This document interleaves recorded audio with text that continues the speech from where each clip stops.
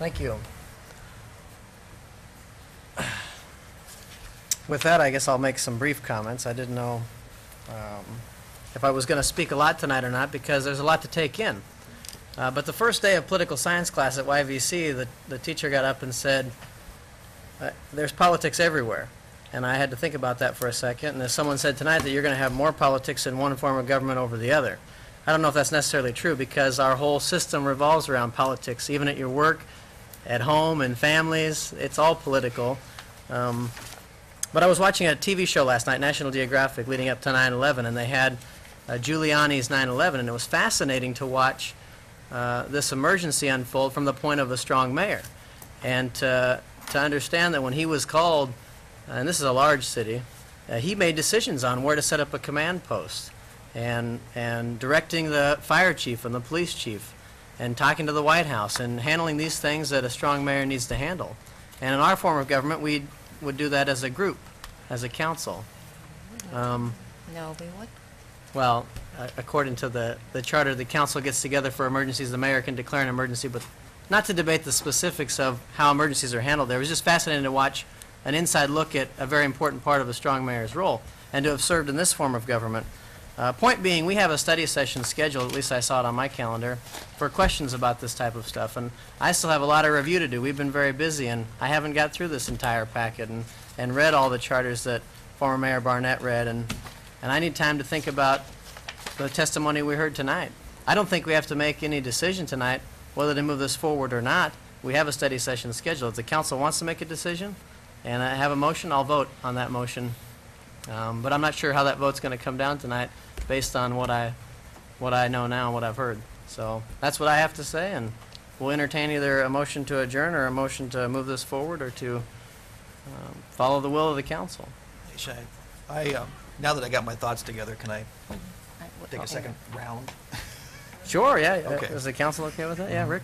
Yeah. You know, when we first talked about having this hearing, I was kind of ambivalent on the matter. I wasn't quite sure, you know, looking at it, each form of government seemed to have its pluses and its minuses. But I thought it was a good idea to at least have public input on it. And my views changed. I wished I could say them in words like Dave because he's much better at that sort of thing than I am.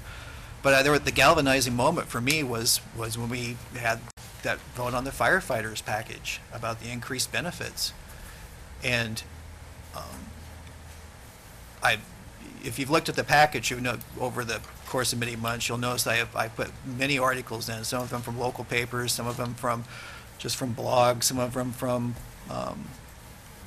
Wall Street Journal, talking about how this country and states and cities are facing a crisis. More and more tax dollars are going just to pay public benefits, public employee benefits. And if we don't do something now, our entire budget's going to be eaten up just for that. And I honestly don't think a 7-person council can fight that battle. I think that it'll just simply be the status quo. As Dave said, we'll be doing the same thing over and over again, and we're going to get the same results. If we're going to fight the public unions and rein in those costs, then we're going to have a strong person to stand there eye to eye and fight, and to say, you know, listen, I know the laws are stacked against us. I know that we're the underdogs, but we're going to have to stand up there and fight for the taxpayers. And Dick negotiates with the unions, and he does a fine job with it, but he doesn't have any political skin in the game. You know, he comes back with the best proposal, and we're the ones that have to make the decisions, and past councils haven't been able to do that. It's always been the status quo. So I'm like Dave. I'm very much in favor of it, and just so I can move things along, I'm going to make the motion that this council form a three-member committee to get together and hammer out the details. We can decide, that committee can decide whether they want to have a public on the panel or not, or we can, you know, have them come in and flip on the cameras at YPAC and invite everybody in and kind of do this, what we've done a couple times, and hammer out the details. Come back to council and present it. And if it's something that the council is comfortable with, the majority of it, then we can talk about putting it to the voters. And if people are just violently opposed to the details or they want to change them, then we can talk about it as a council. But at least sit down and hammer out the details. Have a committee that hammers out the details, that we have a plan we can come back and present, and then as a council discuss it and decide whether we want to move it forward. There's a motion on the floor to create a three-person council committee to come up with a proposal to bring back to council. Second that. Moved by Rick Insee, seconded by Dave Edler. Rick, do you want to continue your discussion? Well, I think I've said most of it. I'm not, you've heard me say several times that I'm in favor of something, but do I get a vote a second time if I don't like the details? And that's kind of what I'm offering everybody here. You know, if we come back and people, the council members are just really violently opposed to the package, then you have an obligation to vote it down. But, you know, I'd frankly like to be a part of that committee. And then we should have someone that's not one way or the other. Mike or Maureen, I think would be excellent members of that because they can see the value both ways. Hammer out the details and then, you know, give us 30 days. Let's make it quick. Let's not draw this thing out and suffer a lot of pain. Let's make it quick. 30 days, come back, the committee comes back, presents the detailed plan to council, and then we decide where to go. Thank you, Rick. Dave Edler? Well, I second that because he just laid out some details that are important. We need to get this over with. And I would just say to the rest of you, if you're not interested, let's say so tonight. I mean, if you're not interested, let's say so tonight. There is an advantage to being an early adopter and an early declarer. You get people that come at you from out of the woodwork to tell you what they think about what you've declared. And I can tell you that the incredible majority of people that do grab me in the grocery store or grab me at my second office, which is a Starbucks on 56th, that overwhelmingly they believe that this is the right direction, a strong mayor form of government. So I'm getting a ton of input from all different kinds of places, and the input from the downtown associations that I work with, a ton of input from lots of people. So I think it just is not genuine to say that there is no comment being made out in the community. So, and I think that we need to continue, and as we do this, we will create more of a discussion. We've got, again, a unique opportunity to debate this. We can stop it tonight. We can I don't want to be a part of a committee, but I will be a part of a committee that puts the thoughts together behind this thing. But I do believe that if we're going to truly have a debate, let's have one. Let's not just, you know, brush over something in this, again, unique opportunity to have time. Okay, moved by I should have switched a couple of those words around in that last sentence. Can I have others speak? Yeah, I just moved by Rick, seconded by Dave Edler. More discussion? Well, I was originally going to comment after Dave. This is not targeted to anybody in particular, but after the comments that you made, same thing yields same results. With all due respect to our city manager, who I personally like, go Celtics, there's your same thing. And the departure of 30-plus years of great service to the city of Yakima changes everything and has shut up hundreds and hundreds of people who, as others have said, how many people here heard we got to get rid of Dick, I'm voting for this council person X, Y, or Z. Once you get in here and you realize how things actually work, you realize that that there's an awful lot of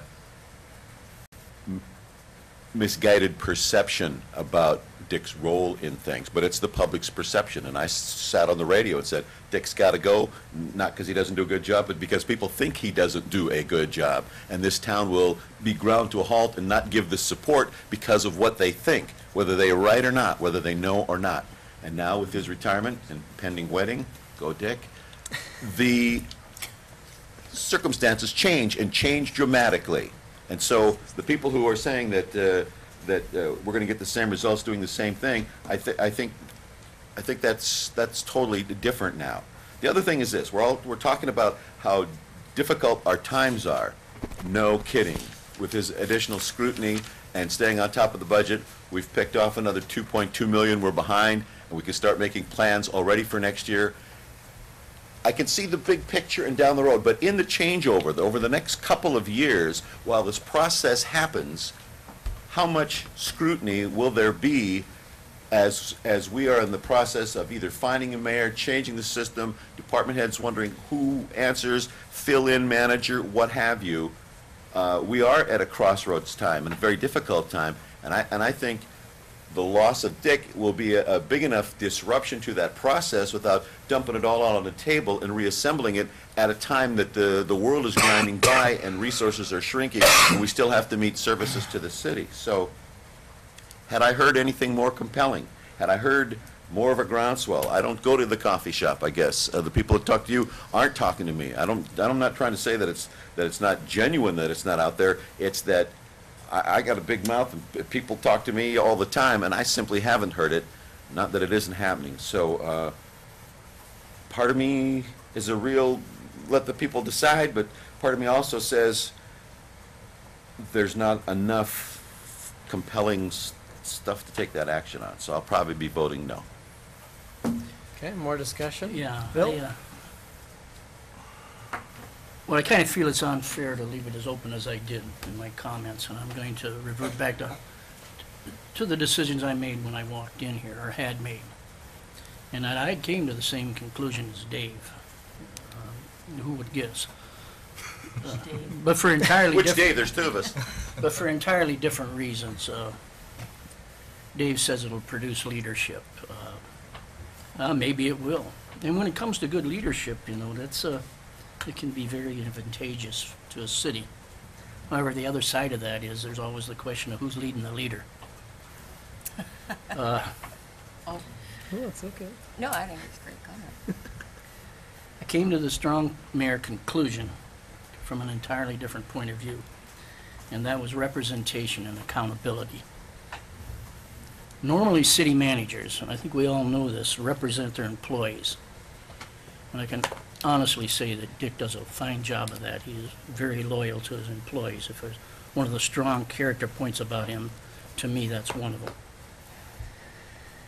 But he's only held accountable to the city council, whereas I see the strong mayor representing the citizens and being held accountable by both the city council and the voters. You know, nothing really changes with a strong mayor.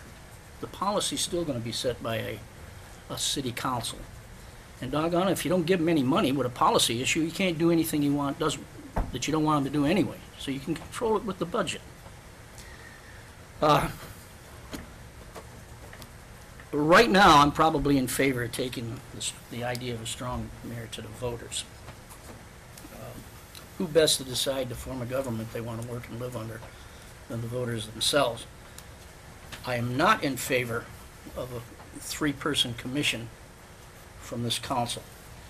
I've been unhappy with some of the 3-member commissions we've had, and I don't want to go into them.